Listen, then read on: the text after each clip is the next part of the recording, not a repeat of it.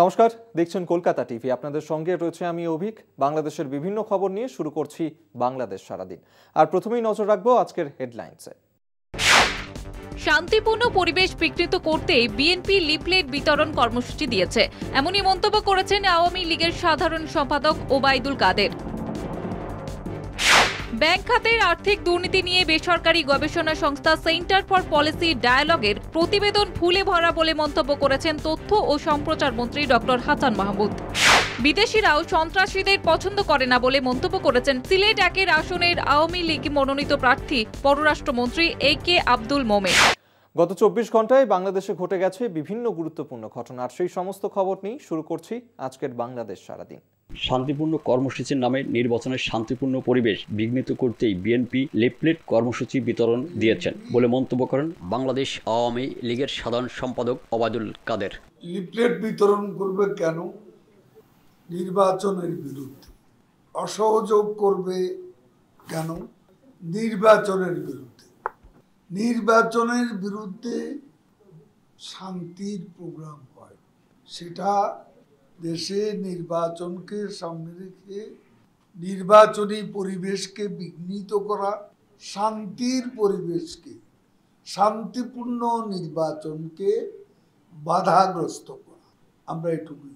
নির্বাচনে বাধা দেওয়া ব্যক্তি বা দলের বিরুদ্ধে যুক্তরাষ্ট্রের ভিসা নীতি কার্যকরের বিষয়েও তিনি জানতে চান। ধানমন্ডিতে আওয়ামী লীগের সভাপতি রাজনৈতিক দলীয় কার্যালয়ে এক সংবাদ সম্মেলনে তিনি এসব কথা বলেন। যারা নিষেধাজ্ঞা ভিসা নীতি নিয়ে এত কথা করবে, নির্বাচন যারা বিরোধিতা করবে, নির্বাচন অনুষ্ঠানে বিঘ্ন সৃষ্টি করবে, তাদেরকে নিষেধাজ্ঞা দেওয়া এবং তাদের বিরুদ্ধে ভিসা নীতি প্রয়োগ করা, এটা তো আমেরিকারই বহুল প্রচারিত। ব্যাংক খাতের আর্থিক দুর্নীতি নিয়ে বেসরকারি গবেষণা সংস্থা সেন্টার ফর পলিসি ডায়ালগের প্রতিবেদন ভুলে ভরা বলে মন্তব্য করেছেন তথ্য ও সম্প্রচার মন্ত্রী ডক্টর হাসান মাহমুদ। রোববার সচিবালয়ে মন্ত্রণালয়ের সভাকক্ষে সংবাদপত্রে শেখ হাসিনার বক্তৃতা গ্রন্থের মোড়ক উন্মোচন ও সাংবাদিকদের সঙ্গে মত বিনিময়কালে তিনি এমন মন্তব্য করেন। তিনি বলেন, সিপিডি যেগুলো বলেছে সেগুলো সবাই জানে, এ নিয়ে পত্রপত্রিকায় বহু খবর প্রকাশিত হয়েছে, এখানে গবেষণার কিছু নেই। আমি একটি ভুলের কথা বলি, সেটি হচ্ছে ওনারা বলেছেন যে আমাদের উন্নয়ন বাজেটের 75% আসে হচ্ছে বৈদেশিক সাহায্য থেকে। This is absolutely wrong and bogus. This is absolutely wrong and bogus. আমাদের অ্যাজ অফ টুডে আমাদের উন্নয়ন বাজেটের 35% হচ্ছে বৈদেশিক সাহায্য নির্ভর। আগে আরও একটু কম ছিল। তো একটা গবেষণালব্ধ প্রতিবেদন, সেখানে এরকম ভুল কিভাবে থাকে? সুতরাং তাহলে এই প্রতিবেদনে আরও ভুল আছে।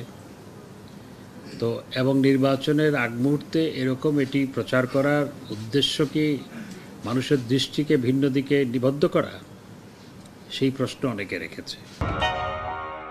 বিদেশিরাও সন্ত্রাসীদের পছন্দ করে না বলে মন্তব্য করেছেন সিলেট 1 আসনের আওয়ামী লীগ মনোনীত প্রার্থী ও পররাষ্ট্রমন্ত্রী ডক্টর AK আব্দুল মোমেন। রোববার সকাল 10:30টায় নগরের জিন্দাবাজার এলাকায় লিফলেট বিতরণকালে তিনি এ মন্তব্য করেন। ডক্টর মোমেন বলেন, যারা ভোটে বিশ্বাস করে না তারাই নির্বাচন বানচালে ব্যস্ত। সন্ত্রাসীদের কোথাও জায়গা নেই, সন্ত্রাসীদের প্রমোট করলে বিদেশিদেরও 12টা বাজে, তাই চুপ করে থাকছে।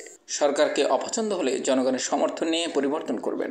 বিদেশিরাও এই সন্ত্রাসী তৎপরতা শুরুর পরে আপনার এই যাদের প্রতি তাদের একটু আগে একটু যে ছিল, নরম ছিল, তারা এখন এখন ওইটা তো দল না, এটা তো সন্ত্রাসী হয়ে গেছে।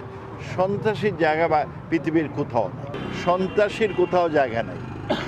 ওরাও দেখছে সন্ত্রাসীদের প্রমোট করলে ওদেরও 12টা বাজবে, সুতরাং তারা চুপসে গেছে।